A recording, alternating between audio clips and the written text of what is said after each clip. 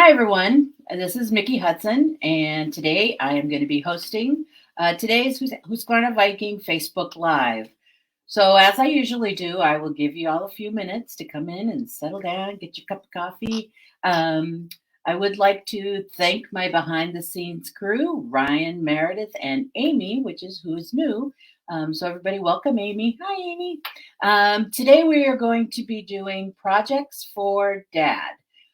So basically, there's just a couple of little projects that I tend to do, and I'm going to show you some of the techniques that I use to make some of these projects zip right by.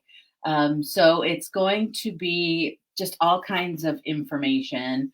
Um, so if you have an embroidery machine, I have embroidery going on. If you don't have an embroidery machine, that's okay because I'm going to be talking about a lot of sewing techniques. I'm going to be discussing how I did some things with a serger on knits, but I will also be showing how to do that without a serger on a regular sewing machine. So if everybody's ready, we'll go ahead and get started.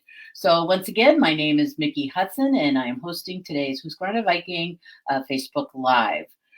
So this is Projects for Dads. And so I just created a couple of simple little projects that can be whipped up in no time. One you can see behind me, which is the tried and true barbecue apron. Now this one does have embroidery on it. I did get the little bumblebees from the MySewNet library, and I did digitize the dad from an SVG file that I purchased online. The little shiny, I'll bring it up close so you can see it in a moment. But the little shiny that you see there is a water soluble topper because I do like to use a topper when I do certain things. And I'll show you this one up close. But that's what you see. I just didn't wash it away or pick it out just yet. But what I want to do is I want to start with, I have, let me start over. I have three little projects that we're doing. One is the apron. One is a TV remote control holder so that if you wanted to do something like that. The TV remote control holder, if you prefer to make it for yourself, you can do that and turning it into a little sewing caddy. And then the last but not least, when I make my husband Father's Day gifts, I always get a little cheeky. So this is what I did here. So these are not swim trunks, but boxer shorts. So I will be talking about this and what all that little white stuff is. But I'm going to start with the apron here. So I'm going to go ahead and pull this guy off the wall here. But you get the better view with it up on the wall. So what I was going to do is talk about a couple of different ways that I did binding or faux binding. So one of the things that I did here is kind of a faux binding. So I'm going to talk about that. This is the dad digitizing that I did. So an SVG file is a file that is normally used for the cutting machines that are available out there. But they're nice, clean images, so they work really well for digitizing. And that's what I did here. Now, this fill is not a regular fill. I chose kind of a crosshatch set very, very tight. And so that is why I chose to use a topper on top to kind of keep that nice and smooth. And then down here, I have another kind of binding going on, and I'm going to show you the way I did each of these. And then I just created this pocket, and I'm going to talk about how I added this pocket.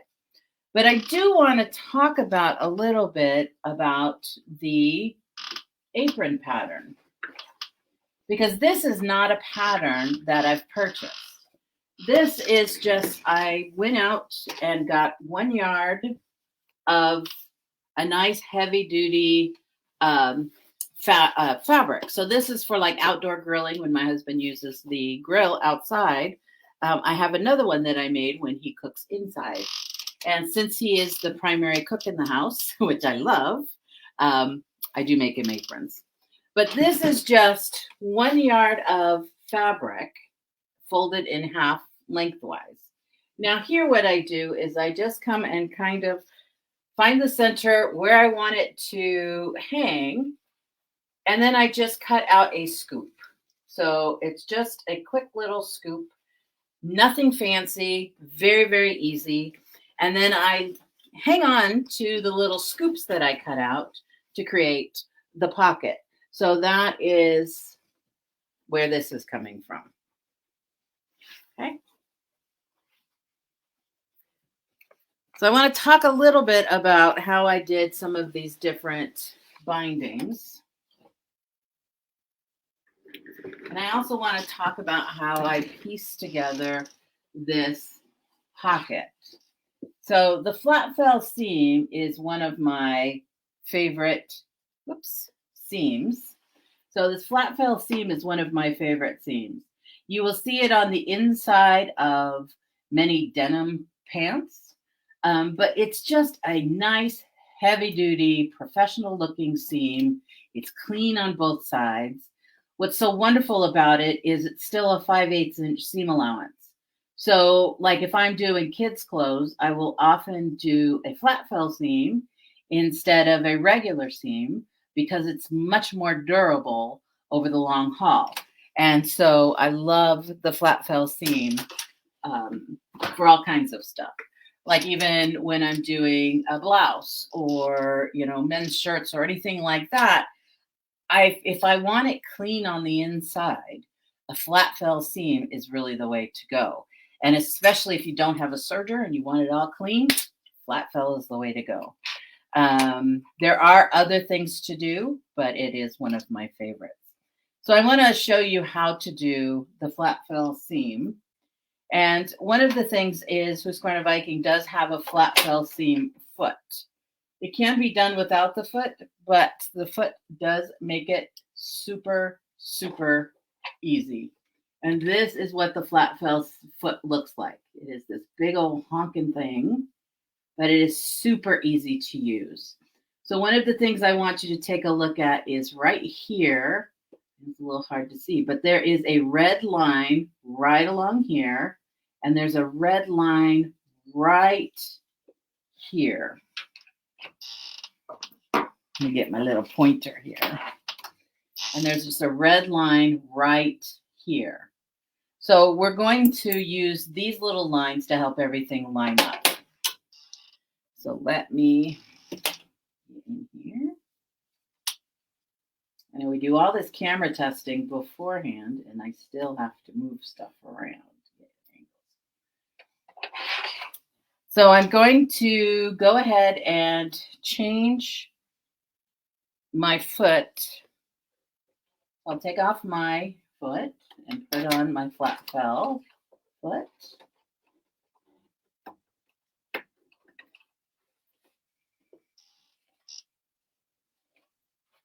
And I've got my 2 layers of fabric. Let me go ahead and cut that little tail off of there.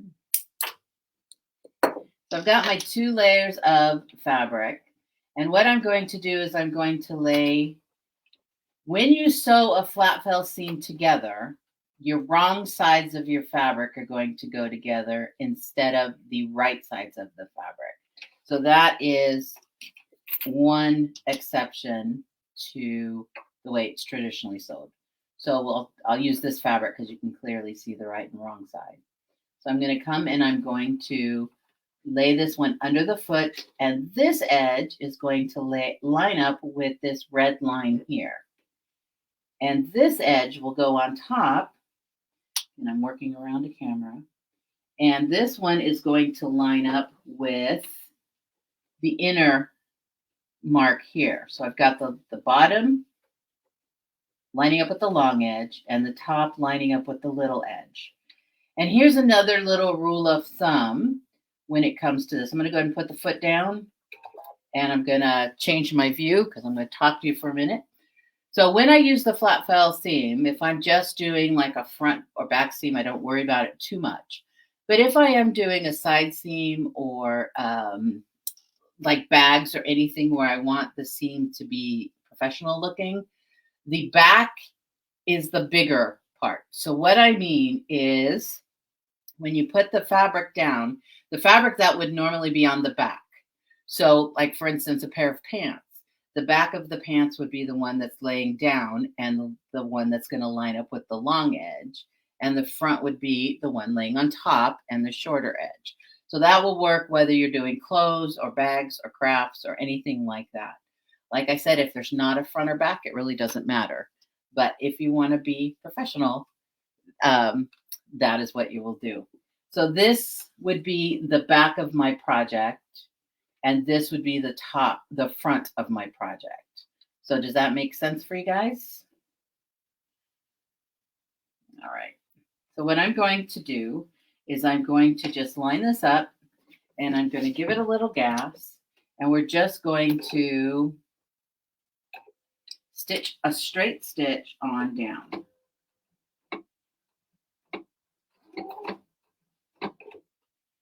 Make sure my needle's in the center. And, oh, hello, it's still trying to make a knot. There we go. Now, one thing too is I have this is the Designer Epic 2, so that I do have the built-in walking foot, the integrated dual feed. Normally I would have it engaged, but I know all of you don't have it, so I'm just going to leave it off for just a moment. If you are interested in anything that I talk about, the part numbers are in the description, and the description is posted.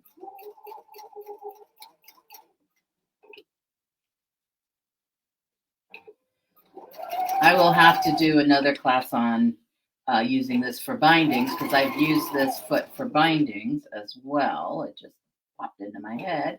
But we're not going to be doing anything with bindings right now. Not the traditional, like when I talk about bindings, we're doing a lot of weird stuff like faux bindings. But for like a quilt binding, we're not going to do that. Now I chose a light thread because I had a dark fabric. So what we're going to do here is I'm going to come in and I'm just going to open this up. And this is where the cool part happens, is we want to cover this edge. So I'm going to go ahead and fold this edge over and tuck it under the foot.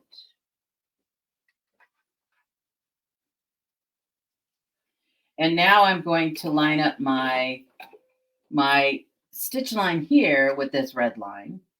I want to move because this is a heavy fabric, I'm going to move my needle over. If I had like a lightweight shirting fabric, I wouldn't even need to do anything. But this is like a home deck fabric. So I am going to move my needle over a bit. Most of you can do this with your sewing machines. So if you have a mechanical sewing machine, you might have to turn the dial on your stitch width to get your width over. If you have push buttons, you'll have a stitch length and a stitch width. You just move the stitch width over. On a straight stitch, your width controls the needle position. And then if you have a screen like this, you'll just come down and move it. We want it to go to the right. So I'm just going to move it over a bit. And I'm going to come and I'm going to take a couple of stitches. So I'm going to make sure I'm underneath there. So I'm just going to take a couple of stitches to secure the end. And now I'm going to line up this fold into the foot. So now the foot will take over tucking that fold in for us. I really want to change thread. I'm going to change thread real quick because I want you to be able to see this.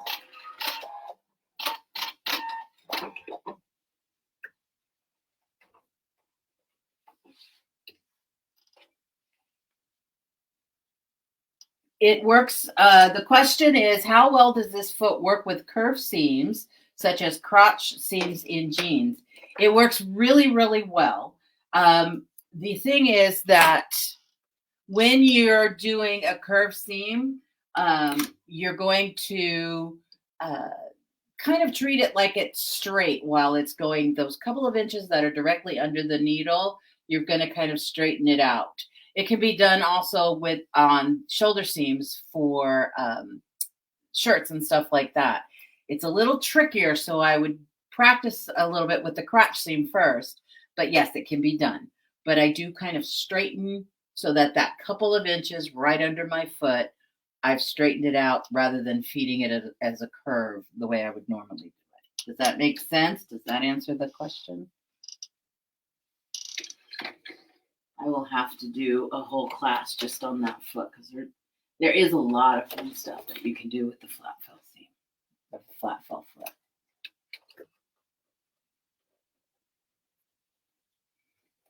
All right. So I've just put in some black thread for you so that we can see a little bit better. So once again, I'm just going to fold this over and I'm going to lower my foot. And it's going to just take a couple of stitches. And then what I'll do is I'll come in, I'll just tuck this into here. And now what'll happen is the foot will just kind of keep this fold into position where it needs to go.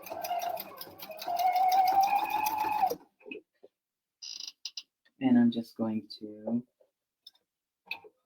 get in there.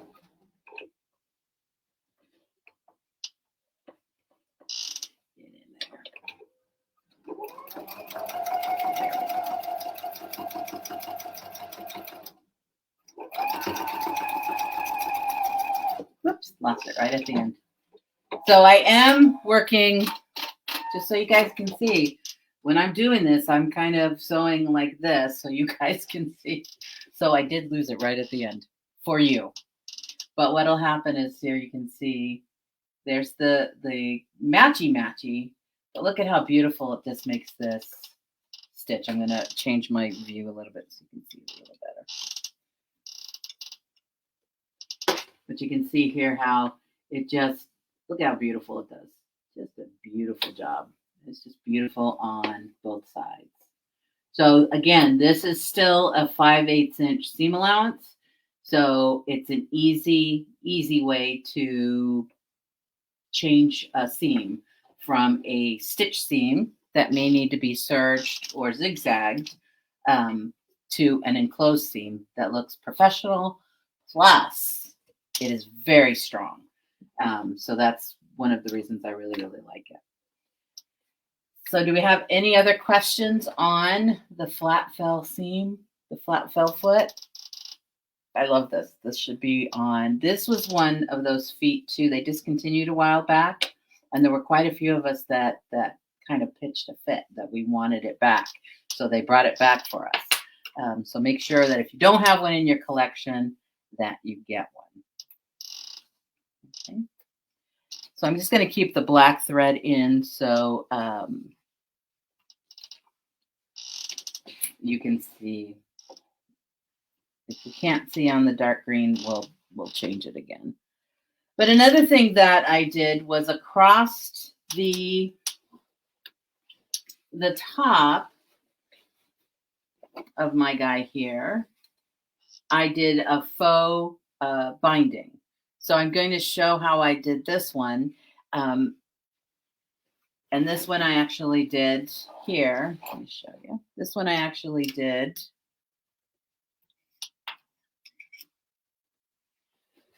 Now I have a serger. I have quite a few actually, but I did this without a serger. So I did this with just a regular seam and an overlock stitch on my sewing machine. So I am going to show you how I did this as well. So there are times and places for everything. Plus, I know not everybody has the big fancy machines, so I did want to kind of show some of that. However, I am really in the mind that if you really get into the sewing, you really should put a serger on your list, because a serger will just save you all kinds of heaps of time and money and all kinds of stuff. But like myself, I didn't always have a serger, and so there are some features on many of the Husqvarna Viking machines that will give you kind of a faux serger look. So I'm going to talk about a couple of those today, right now. So one of the things that I am going to do is I'm going to go ahead and change my, see if we get this again. All right. I'm going to change this angle a little bit. So you don't need to be so in front of the foot right now. So I'm going to change the angle a bit. There we go. So these are what I'm going to be showing you. So what I'm going to do is I'm going to go ahead and put my all-purpose foot on. So you can use the A foot. I personally, if I'm doing a straight stitch, I pretty much always have my 1/4 inch seam on. But the A foot on the Husqvarna Vikings is traditionally for a straight. I'm going to go ahead and touch. So this is something that many of you may already be aware of, but for those of you that aren't, if you have an electronic computerized machine, whether it's got the push buttons or it has a screen, if you do anything like I changed my needle position, so what I'm going to do is I'm going to go ahead and just touch the stitch again, and it'll reset the stitch to the default. No, okay, so the foot is not compatible, or the question is, Mickey said she isn't using the dual feed right now, but I normally would. Is the foot compatible with that feature? No, currently the foot is not compatible with the integrated dual feed here. So no, it is not. I just misspoke. My hands are so dry. I just misspoke a little bit because I just did not engage it. But it's not compatible with that foot anyway. All right. Sorry about that confusion. So what I'm going to do here is I'm just going to go ahead and sew my seam allowance, whether it's going to be 1/4 inch or an 1/8 of or 1/4 inch, 3/8 inch, or 1/2 inch. Now, one of the reasons that I'm talking about this is because these are some of the features. These are some of the features that you can add to projects that have patterns. So sometimes I'll see a project and it has a plain pocket. Well, I don't want a plain pocket. So I may do techniques like this to add a little pizzazz to a plain pocket. And that's kind of what I'm getting to here, is that these are how to add some pizzazz to a pattern that you may already have. Let's just take something you have and add some of these techniques to it, and you can create some new looks to things. So I'm just showing different ways that you can do some of these techniques, depending on the machine, depending on what finished result you want, etc. So that's what I'm getting to here.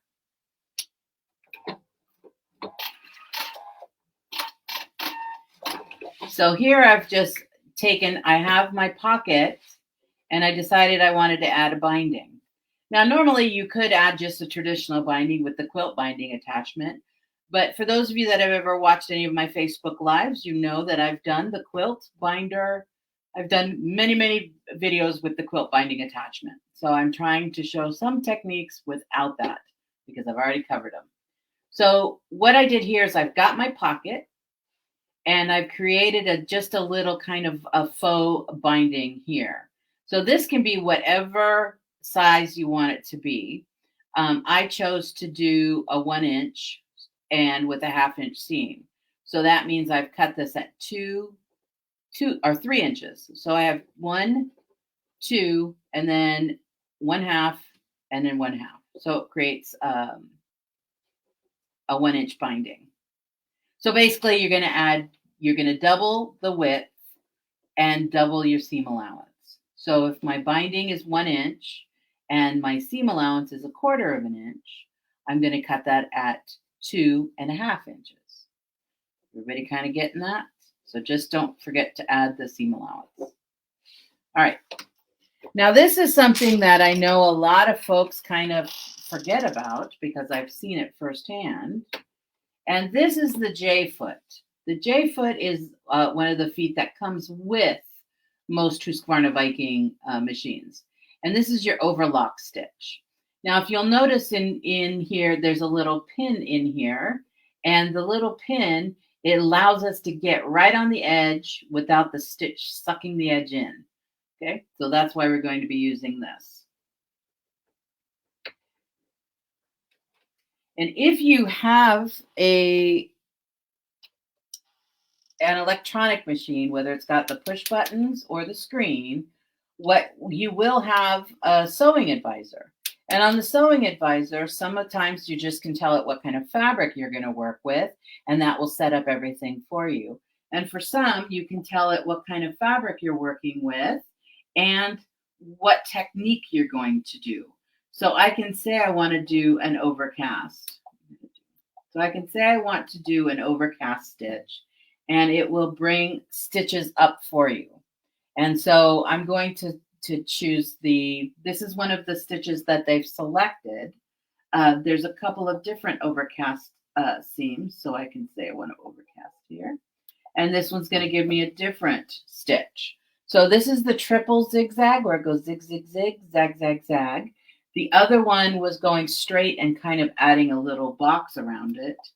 And this one is my favorite. And this one is almost on all Husqvarna Vikings. So I will show you this. So this one is kind of a zigzag, or it's multiple stitches going each direction. When it's straight like this is for the wovens. And this one that's slanty has some stretch. So you can use that with knits. So that's kind of the difference between these two. So I'm going to go ahead and use the one that's straight across. This is in the utility main menus on most of your machines. And what I'm going to do is this is going to ride up right along the edge of this big toe. So this is my foot, and these are its toes. Just going to let it ride up against the big toe.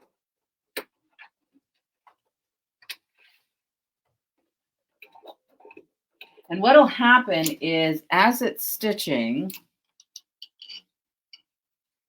you will see that it's going to wrap around that pin that's inside there. Whoops. The pin that's inside there. And this is what allows us to get a nice edge right along the edge.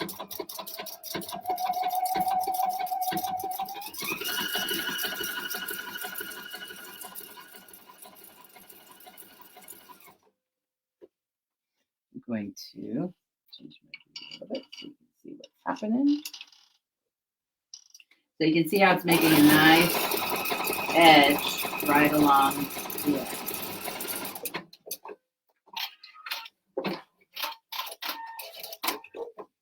And sometimes we forget that this is here, but this is a nice edge that will keep the edge of the fabric from raveling, because see, this fabric ravels, but this edge will prevent that. Any questions about the overlock stitch? Okay. Another foot that I really, really like is the left edge top stitching foot. So there's the left edge top stitching foot, there is the edge joining foot, and then there's the edge stitching foot. These are probably my 3 most used feet. So this one also does not have the space for the integrated dual feed. but I'm going to go ahead and pop this baby on. Now, if we look at the foot, let's talk about the foot real quick. So if we look at the foot real quick, there is a little red mark here. And this is going to be our guide for our fabric. And if you look under the foot, you will see that it's kind of a raised bi-level feature going on here. So I'm going to show you how this can work really, really nicely for doing absolutely gorgeous top stitching. So normally I would go and press this. I'm going to come back and select my straight stitch. And once again, because this fabric is a little heavy, I am going to nudge it over to the side real quick. So because it's a little, this is heavy duty fabric, I'm just nudging it over like 2 points, so not very much. Okay, can everybody see this? All right. Can everybody see that I've got my fold here is right, I'm eyeballing it right to that line, all right? So as I feed this through,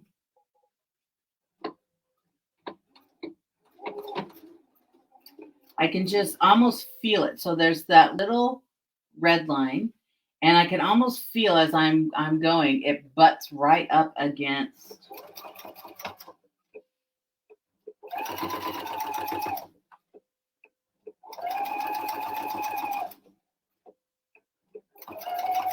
So I'm keeping my eyeball right there. Hope you guys can't quite see coming from behind. Let me change this a bit.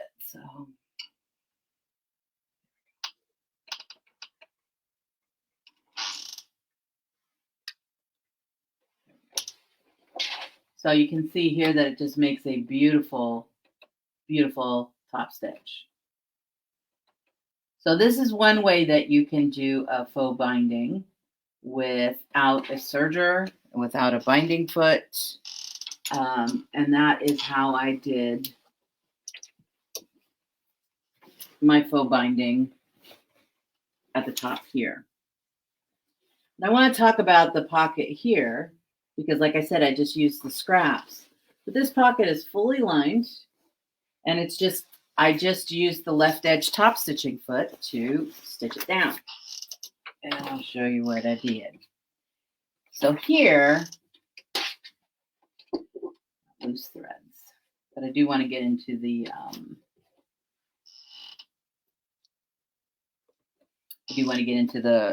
the drawers, the boxers, because it's quite fun. All right, so here again, I have my pocket that I created. And when I cut my, what I call my lining and binding, is I'm going to cut it whatever I want. So I want about an inch seam or an inch binding. So I've created another inch and then a quarter of an inch for the seam. So I'm going to put right sides together. And I'm going to, change my foot. I'm going to touch my stitch so that it will reset into the center. I'm going to do my little quarter of an inch seam allowance here.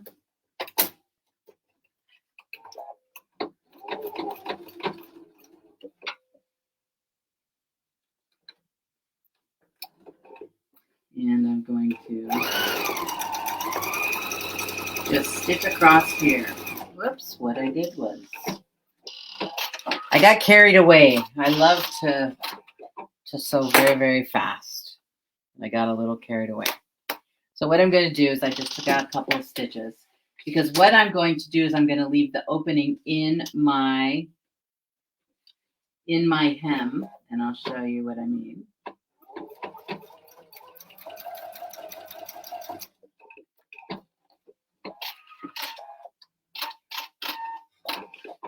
So I've left my opening here for turning, and I'm going to go ahead and close this guy completely up and create my hem. Now, to answer your questions, I am doing this all in my lap right now. But if I were doing this not in front of the camera, I would come and press this. Okay. But because I'm doing this right in front of the camera, I am not going to be pressing it. But I am a presser. So just because you see me not pressing on camera at these Facebook Lives, or any of us, know that we are pressers. If you want something to look homemade, skip the pressing. And I swear by that. So if you're not pressing, start pressing. It'll immediately make your stuff look more professional. But because of the Facebook Live, we're going to wing it. So I'm going to just create that little hem there. And I'm going to go ahead and stitch on around.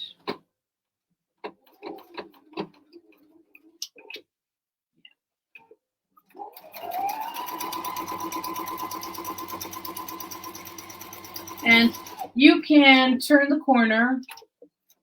You can cut your fabric. You can sew off the edge like I did. And I did not cut my thread. I just kind of went around the corner.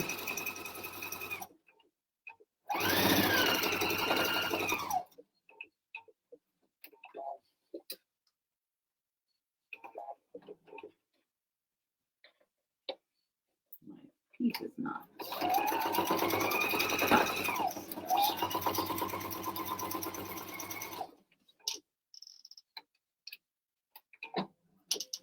Okay.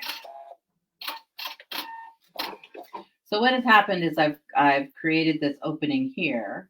And one thing that I do with my corners is my sewing advisor, yes, is set to woven heavy. So I don't know if you can see it. So yes, I set my sewing advisor to woven heavy whenever I work out of anything other than the traditional. Let me show you. So if I go here to my sewing advisor, and if you take a look, let me change the view so you can see it a little closer. So if I tell it I'm going to be working with a woven light, here is telling me what it sees as woven lights. And as a woven heavy, this is what it is describing. I mean, as a woven medium, this is kind of the fabrics it sees as woven medium. And when I do woven heavy, it is doing more of the describing of what it sees as a heavy. And this is a very heavy canvas.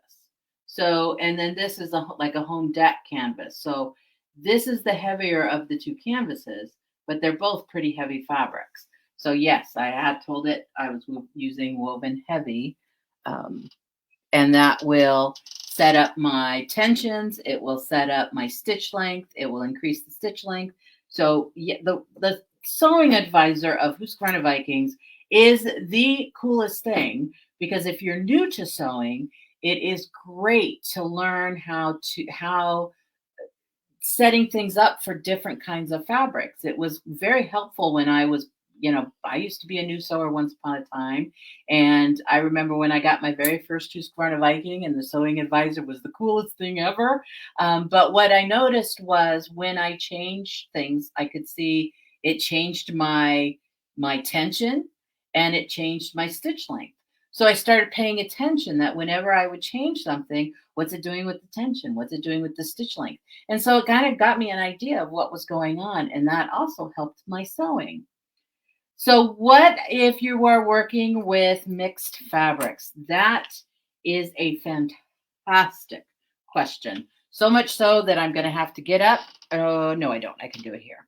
So much so that I'm not going to get up. I'm going to just use some fabric here. So I'm going to kind of, all right. So now the teacher's coming out of me. Woohoo. So when it comes to sewing with mixed fabrics, so like here I mentioned that this green was the heavier of the two. And this was a home deck, but it was the softer of the two. So out of these two, This one could actually categorize as a medium weight, but this one is definitely a heavy weight. So what do? Here's a little tip. Even if you're going to, I'm going to select it for the heavier of the two, but the feed dogs are your friends. So if you put your unstable fabric to the feed dogs and your stabler fabric or your heavier fabric on top, the feed dogs can do really miraculous things for you. So for instance, if you do a lot of clothing or things that need easing, I'm going to go ahead and ease this in. Now this is an extreme, but I'm going to go ahead and ease this in just to show you how the feed dogs can be your friends. But what happens if, let me just go ahead and do this. So I'm going to take a couple of stitches. Oh, you want to see what's happening. So what I'm going to do is I'm going to go ahead and ease this in. So what I mean is that the unstable fabric is to the feed dogs.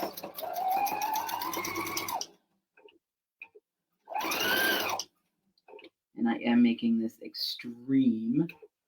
So I will probably have about a 1/4 of an inch left over of the yellow, just because I've made it so extreme.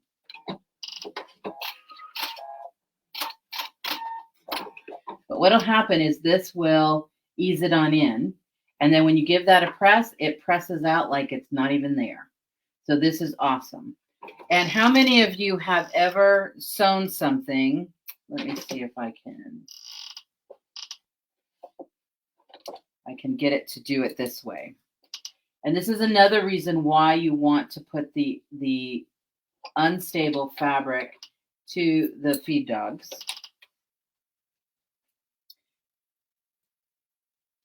And I'm going to turn off my integrated dual feed. Now the integrated dual feed does help this a lot. So the integrated dual feed is basically a built-in walking foot, for those of you that are unfamiliar. All right, so hold on to your stomachs because I'm going to try and move this. So if you get seasick, look away for just a moment. Look at the ceiling, do something. I'm going to move the camera here. 1, 2, 3, and there we go. All right, everybody can look again. All right. So what can happen is when with the integrated dual feed, it's like a built-in walking foot. And so it will work with the feed dogs and feed it through evenly. And this works really, really well. I mean, you can piece quilts with it. You can do everything. It works really, really well. But every once in a while, you will run into that combination that is crazy. So like, let's say I was doing a heavy wool coat with silk lining. This, you would think that you're going to put the silk lining on top and the heavy wool to the bottom, but it's the opposite, because even when you get to that extreme, even with the integrated dual feed, what can happen, oops, I dropped a foot, is as it's going, you start getting one of these, where you start getting that little pile, and I can see everybody shaking their head up and down because I know you've seen that before. Putting the unstable fabric to the feed dogs will ease that and take care of it for you. So it's always just put the unstable fabric to the feed dogs. The feed dogs will take care of it for you. The feed dogs are your friends. And I hope that made sense.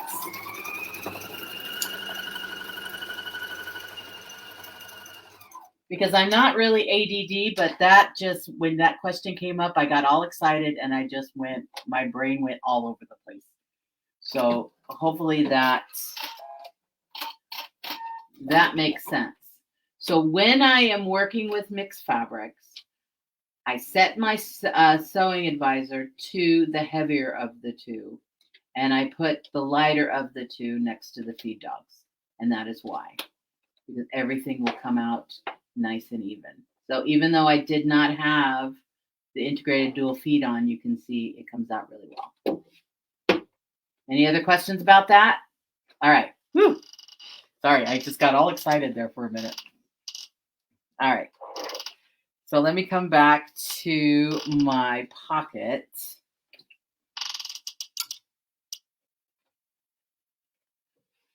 So one of the things that I do when it comes to the corners is I'm going to fold my corner in and fold my corner in, and then work it to the right side. So I know there's nothing wrong with cutting the corners, but one of the things, if you fold the corners and fold the corners, it will lay flat and get rid of the bulk. And you can also do not do this with sharp objects the way I'm doing. Make sure you have your point turner.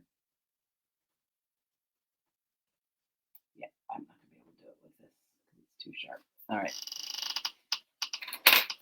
But let me show you on a bigger scale what I'm doing. So what I'm going to do is I'm going to create a corner.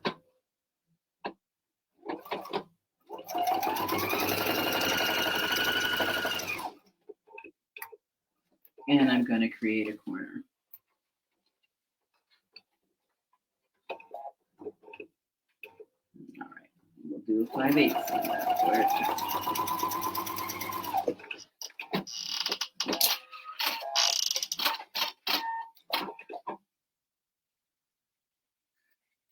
When you are working on a quilt with IDF and adding a binding, do you put the binding on top or the bottom? So that's if I'm sewing the quilt, change my angle here.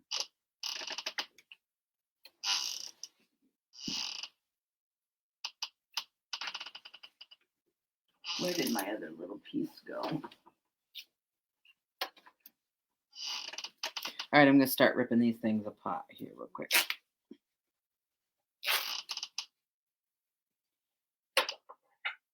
All right, so I'm going to have some snarly looking. Oh, this won't even cut. This won't tear. Hold on a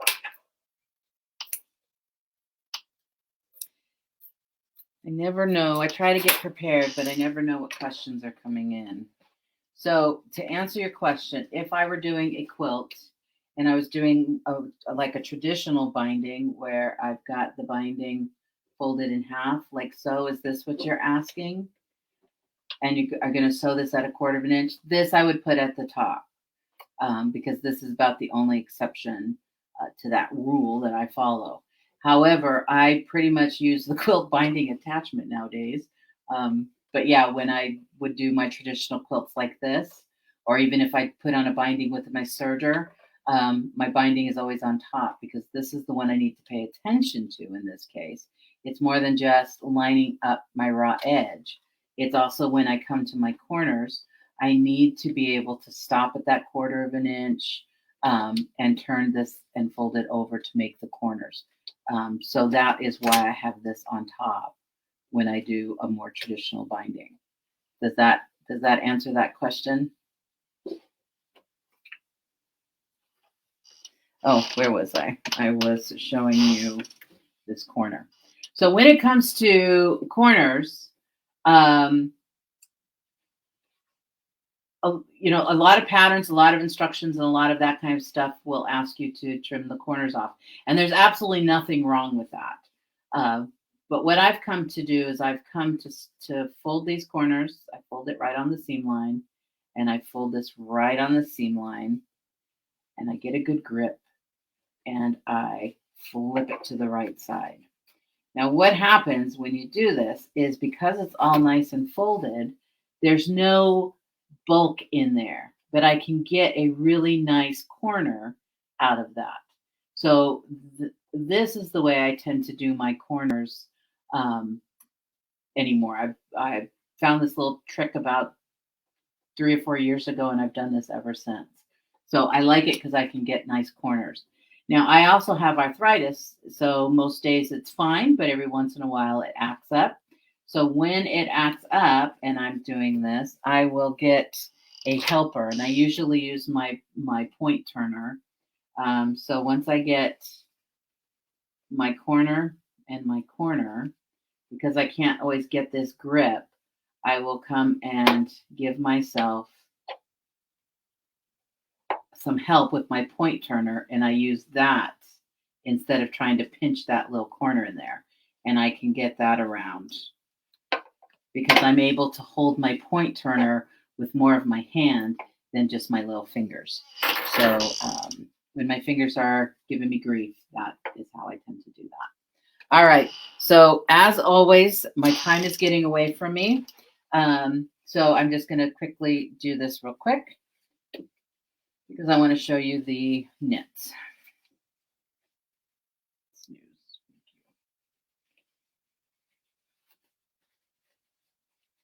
Okay. So what happens is we're going to pretend like I did my corners nice and neat and not in the Julia Child's kitchen where I've dropped the eggs on the floor. So I don't know if you've ever seen that.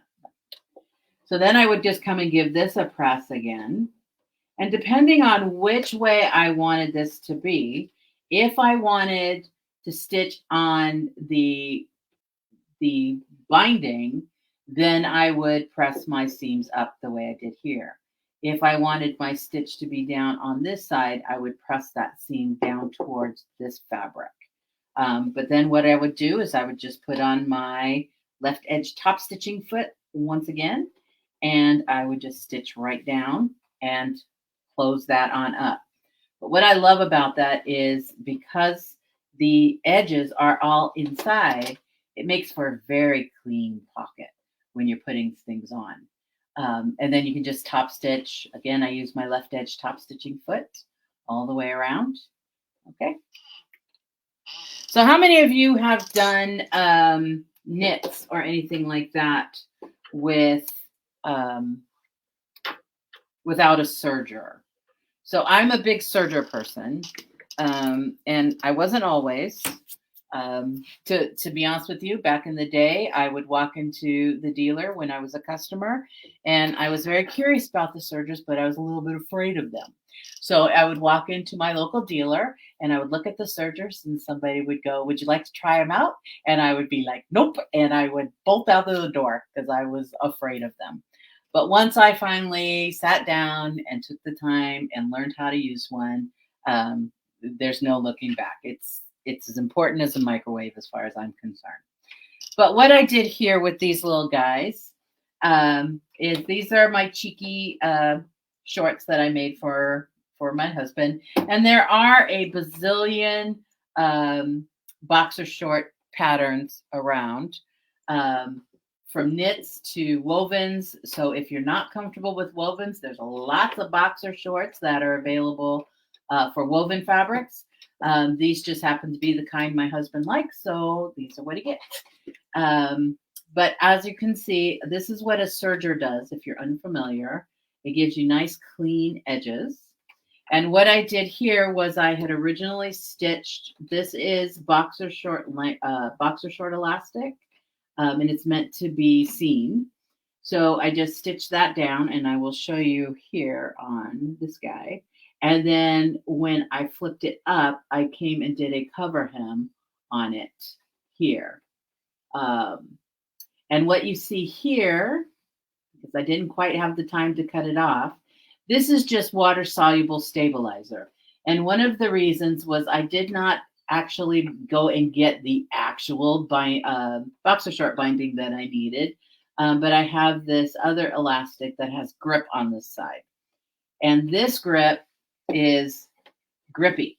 So there was no feeding that through at all. So what happened was I got a little bit of the water-soluble stabilizer and was able to put that under the feed dogs with the grip so that it would feed through. So that's why they are. They are not lined.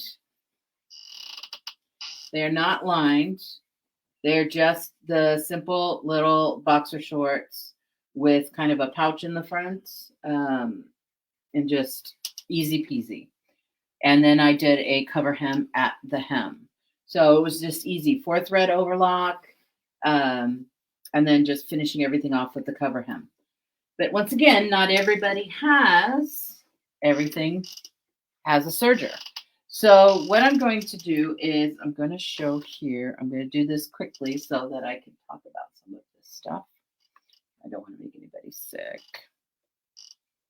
So what we're going to do here is, again, if I told it here that I am working with a stretch knit light, and this fabric is kind of a lightweight fabric. It's the other shorts that I did were a little heavier knit, but this is just like 100% cotton that you get at most chain stores, so it's pretty lightweight. And I'm going to do basic sewing. And what you'll see is it's going to select a different stitch here. It's selecting kind of a zigzag stitch. So the grip is, the grip here is just kind of, you'll see it in a lot of like the shaper mints and stuff like that, like the, what are they called? Like girdles and stuff that they make nowadays. It has this kind of rubber non-slip grid. But I like to use this for my granddaughter's little skirts and stuff because it doesn't slip and slide down off of her waist. So the grip is, that's just kind of think about it like those little slippers for little kids that have the little rubber grips on the soles of the socks. It's kind of that kind of feel to it, just to keep it from slipping. So that's what the grip is for. This is not what I would recommend for men's boxer shorts. Just mind you, I would get the boxer short elastic. This is more for women we want a death hold on our stuff. But one of the things that I'm going to do here is I'm going to show you really quickly. I'm not sure I understand. I'm not talking to you. My watch is talking to me. But what will happen here is this will give us a nice zigzag, because when it comes to knit, because it's knit, we need to have some stretch. Otherwise, it's going to snap and pop on us. So we can do our nice little zigzag stitch. And we want to use a stretch needle in the machine. We want to use a stretch needle. The other thing that you can do is, I'm just going to go ahead and stitch this down just a bit, just so you can see what's going on.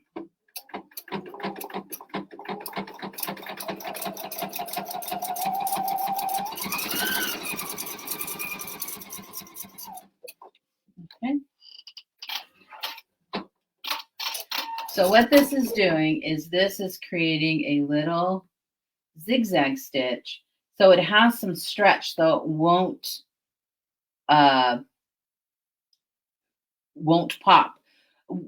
Would that work for tennis underpants so they wouldn't slide up? Yes, that's exactly when you have the grip.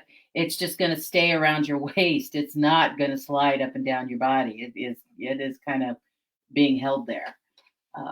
So yeah, if you want a non-slip something, anything with a grip in it is going to hold it nice and tight. So I use it for stuff for myself, and I use it for stuff for my daughter, my granddaughter, because we don't want it slipping. So the other thing that you can do is, earlier I mentioned the overlocking foot, or the J foot with the overlock stitch. And I mentioned there was one for woven and one for knit. And so I'm going to go ahead and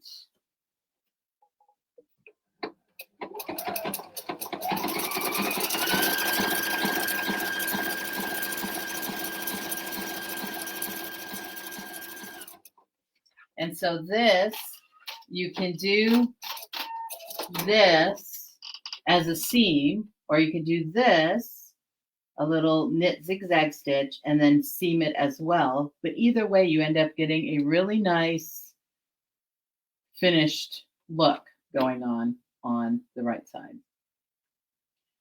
Okay. So this is one way that you can do, okay, I'll answer that. But this is a nice way that you can do a nice finished looking stitch for knits without a serger. Now, the other thing is if you need a cover hem, so this is what a cover hem looks like, and it's nice and finished on the other side. You can use a twin needle. So you would use one needle, and it has two, let me show you. So it goes into the sewing machine, just like a regular needle, but there's two needles that come out of the bottom here. And this will create a twin look. So you'll have two spools of thread. One is going to go on one side and one is going to go on the other. And for many of you guys, many of you ask about this. Is this normal? The floppy thing. Yes, this is perfectly normal when your foot is up. When you put your foot down, it locks in more into place. But this guy really is the only time you really need to worry about this is when you're working with two threads. You would put one thread on one side and one thread on the other of this guy. But yeah, so floppy, these floppy, yes, perfectly normal. All right. Oh, back here.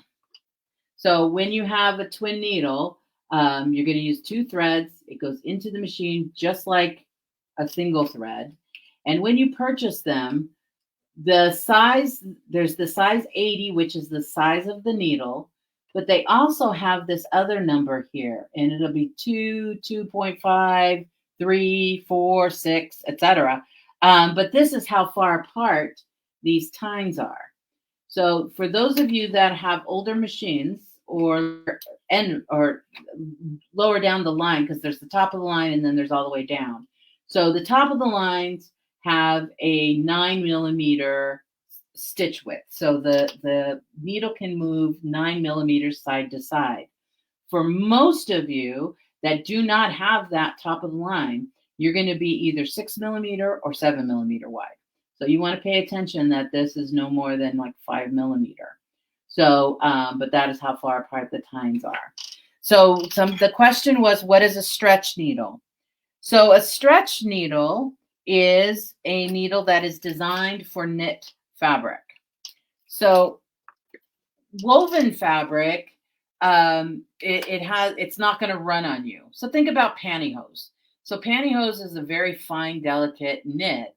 And if you snag it with something, it's going to run. It's going to end up with a run in it. And knit fabric can do exactly the same thing. So like a universal point is pointed, but it's slightly rounded so that you can use wovens and knits. However, I find that it's still pretty iffy. When you get into like a microtex, very, very sharp point. And you get into like a jersey or a stretch, that point of that needle is much more rounded so that when it pierces the knit, it pierces around the fibers rather than through the fibers, causing runs. So hopefully that helps a little bit. I do want to remind everybody with the next Facebook Live is on June 15th, and it will be Kathy from and she is one of our new educators, and this is going to be her first Facebook Live, so be very nice to her. I think you're going to be extremely impressed with her. She has been around the business for a long time, and she's now moving more in front of the camera than behind the scenes, but she's been involved in the sewing side of this for a long, long time. And she is going to be going over decorative stitches with your sewing machine. And the next My Sewnet Facebook Live is June 8th. And all of the educators will be there. So we will be broadcasting from headquarters because we are going to get some training. We get training just like we try to help you get some training. So on June 8th, you will tune in and see all of us there, including our bosses. So that will be fun. So June 8th is with everybody, and June 15th is with Kathy Fromm. And I want to thank you all for coming. As usual, I will be bouncing into the comment section and answering any questions that I did not get to. And if you have any further questions down the road, you can always ask to any of our Facebook Lives. And we have people, the Meredith, Ryan, and Amy are always checking when we don't. So we do get those questions, even if it's after the fact. So thank you again for tuning in, and I will see you next time. And thanks. Bye.